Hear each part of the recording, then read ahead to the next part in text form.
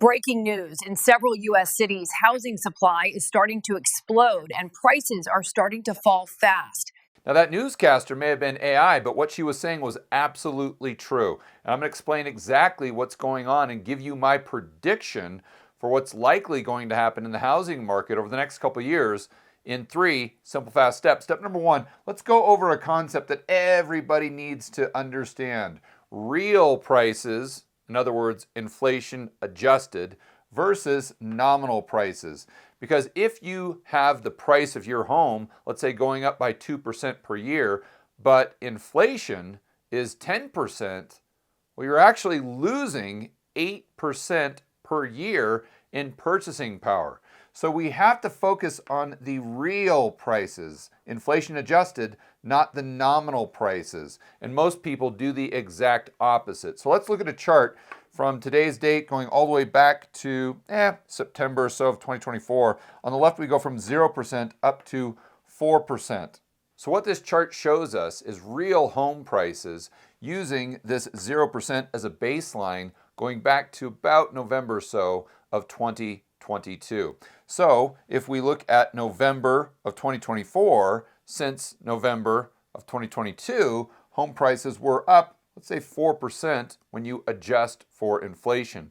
But notice what has happened more recently. Pretty much since we get into 2025, the home prices go straight down. Now, before we go any further, we've got to zoom out a little bit and look at where our starting point is for these prices relative to where they were in the past, and maybe more importantly, where they are relative to incomes.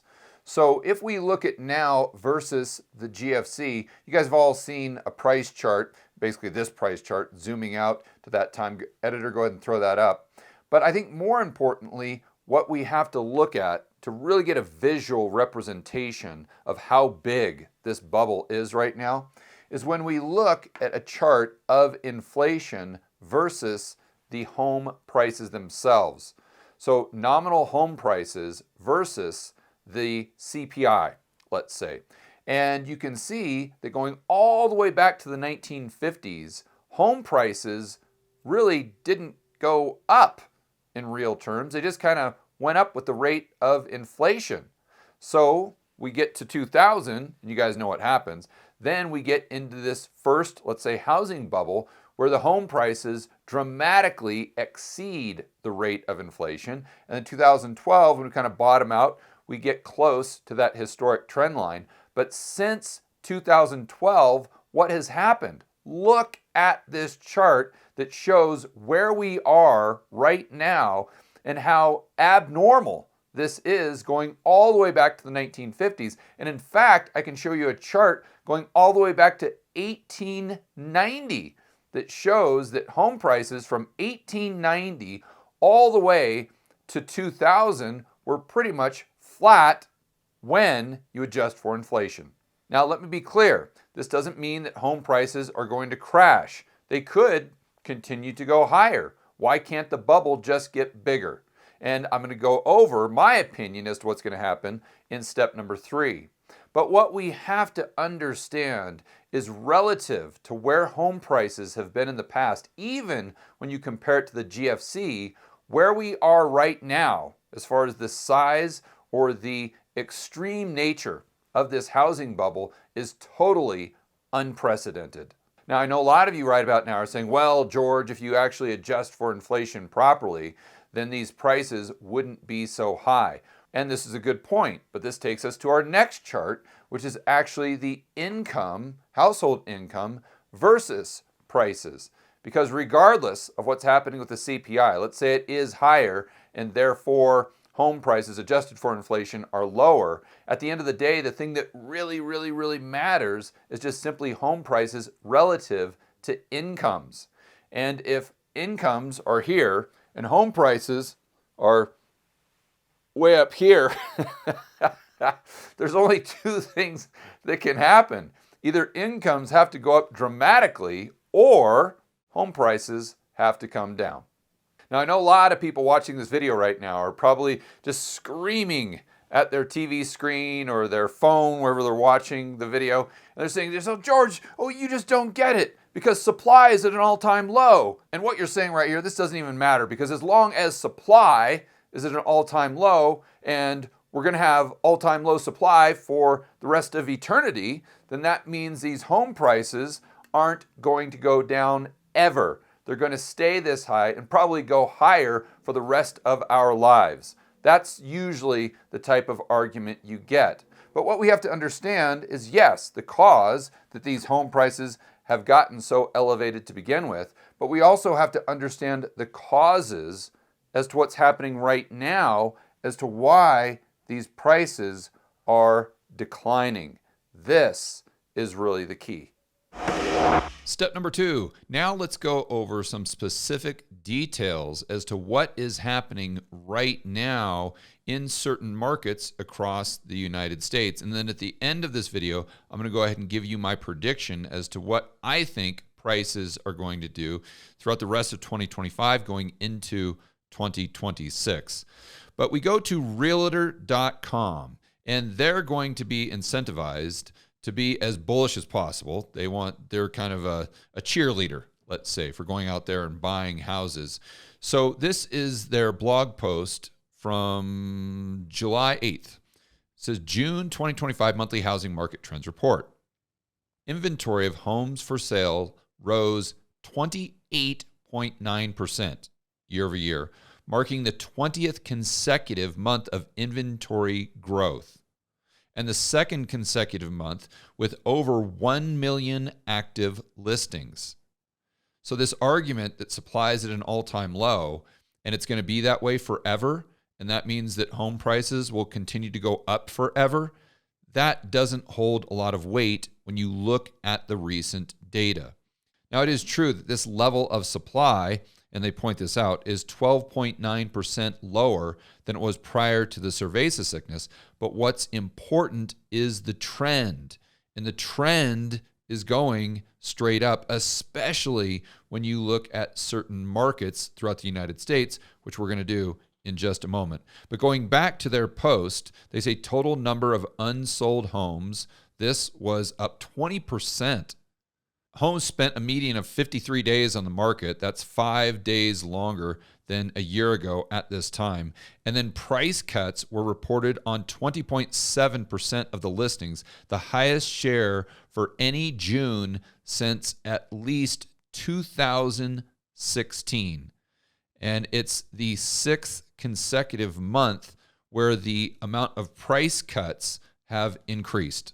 I want to highlight one more thing with this post before we move on. They say, yet despite growing markdowns in prices, national median list prices have held steady, suggesting most sellers are still anchored to peak era expectations. And this goes back to the old saying in real estate: the sellers are always looking through the rearview mirror, and the buyers are always looking through the windshield. And this is why real estate prices move so slowly. It's not like the stock market where they can go down by 20% in 2 or 3 weeks. You always have this Titanic type of shift, but at a certain point, the sellers have to realize they're not going to get 2022 prices, and that's when you start to see the price declines in nominal terms really accelerate. But keep in mind, throughout this entire post, they're talking about nominal prices. When you adjust for inflation, it tells a much, much different story. Step number 3. So now let's go into my prediction for what will happen to home prices, adjusted for inflation, throughout the rest of 2025 and moving into 2026. But before we do, I want to go back to some of those metros that I was talking about, some of those specific locations, because at the end of the day, real estate is local. We can't just zoom out and look at what's happening nationwide. We've got to look beneath the hood, so to speak. So editor, help me out with this one. Let's look at what prices have done in Miami. They've come down substantially. This is in the last 12 months, guys. And keep in mind, again, this is in nominal terms. So even if you believe the CPI is correct at, let's just say, 3%, you would have to add that to the decline. So in Miami, let's say prices have gone down by 4 or 5% in nominal terms. That means in real terms, that's 7 or 8%. And we see supply going up there substantially, as you would imagine. And in Austin, we see supply exploding. I think prices are down there, maybe even 20, 25% in nominal terms since their peak in 2022.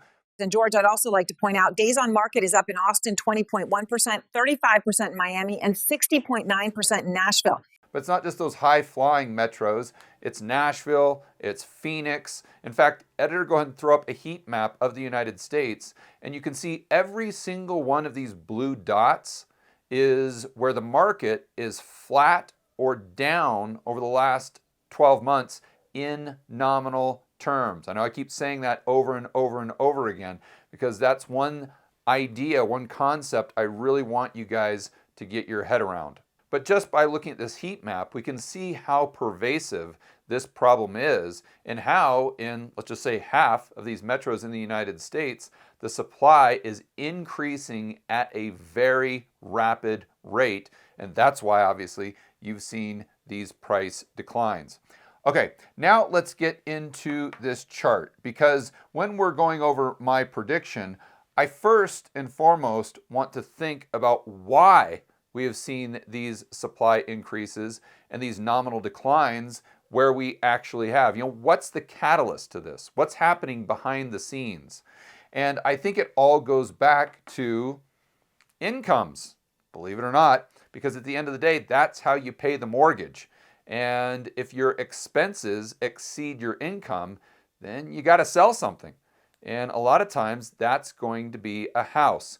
Now, I know a lot of people sit there and say, well, no one's ever going to sell because they're locked into a 3% fixed rate mortgage. And therefore their housing costs aren't going up every single month, or their housing costs aren't going up at all. And therefore, as long as they don't lose their job, they're good to go.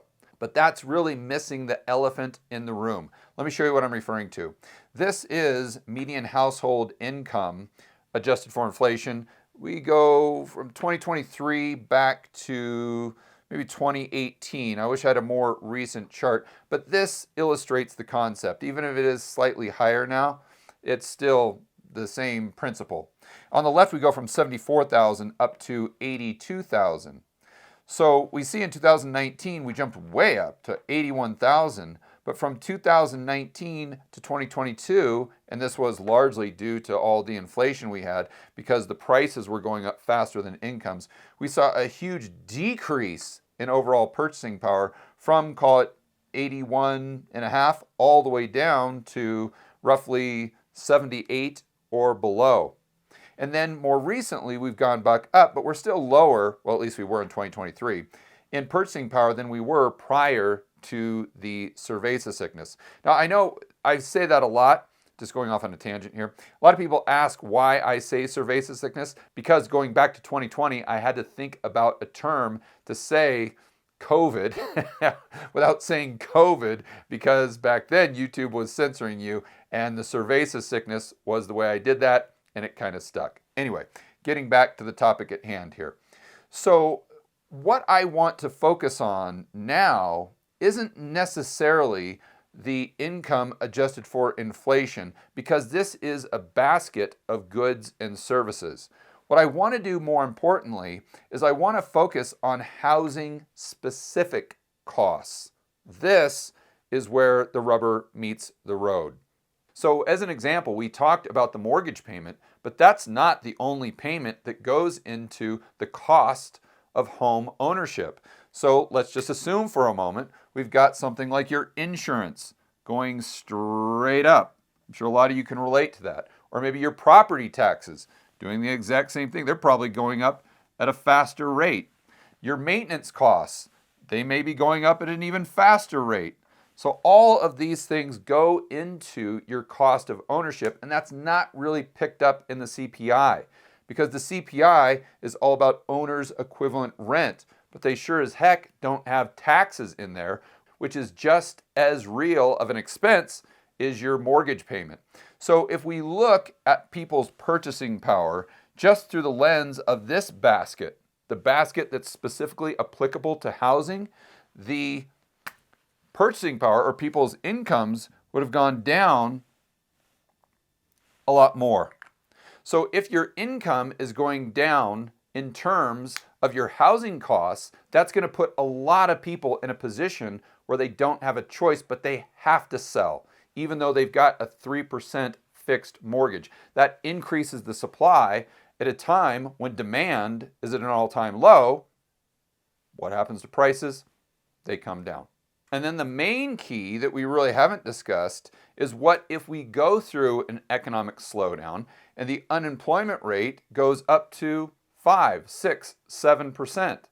If people are losing their job, then they're really going to be forced to sell, and you're going to have fewer buyers, which would put even more downward pressure on prices. So do I think the housing market is going to crash like we saw in 2008, 2009, all the way to 2012? No, I don't think so. My base case is we have a slow grind down, maybe not in nominal terms, but in real terms when you adjust for inflation. And that's what's most important. And why is that my base case? Because all these trends that we've been talking about, as far as people's incomes not keeping up with the rate of inflation, especially when you look at their costs that are specific to housing, I think those trends are going to continue. And I think we might, believe it or not, have an economic slowdown that would take unemployment higher. And when you combine those two factors, I think the trend of higher supply and lower prices, maybe even in nominal terms in some of these metros, is going to continue throughout the rest of 2025 into 2026. So that might not be good news for owners, but that is great news for home buyers. And it's about time, because we've been in such a massive bubble. Prices are absolutely unaffordable. So maybe, just maybe, when we fast forward a year or two, we're going to have a lot of people come into the market that otherwise would not have the opportunity for home ownership.